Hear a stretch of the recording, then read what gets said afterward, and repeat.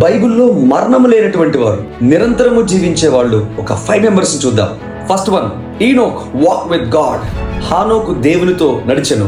Genesis chapter 5 verse 21 to 24.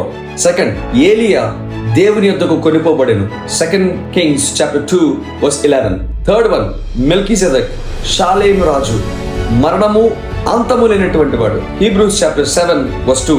Fourth one, యేసే శిష్యుల్లో కొంతమంది ఎలా చనిపోయారో ఆధారాలు లేవు. అదే మాట జీసస్ కూడా అంటారు. మాథ్యూ చాప్టర్ 16 వర్స్ 27 and 28 లో. పౌలు భక్తుడు కూడా ఎక్కడ చనిపోయినట్టుగా లేదు. కానీ పౌలు ఒక మాట అంటారు, నాకు ఆకాశమునికి భూమికి చనిపోకుండా తిరిగే ఒక వ్యక్తి తెలుసు అంటాడు. సెకండ్ కొరింథియన్స్ చాప్టర్ 12 వర్స్ 2 లో. అది పౌలు కావచ్చు. ఫిఫ్త్ వన్, ఇందాక 4 పాయింట్స్ లో ఇప్పటికీ బ్రతికే ఉన్నారు వాళ్ళందరూ కూడా. కానీ ఒక్కడ మాత్రము మన పాపముల కొరకు మరణించి తిరిగి పునరుద్ధరణే లేచి మనందరినీ పరలోకానికి మార్గం చూపించి ఇప్పటికీ కూడా బ్రతికే ఉన్నారు. ఆయనే ఆల్ఫా ఒమేగా అయినటువంటి యేసుక్రీస్తు.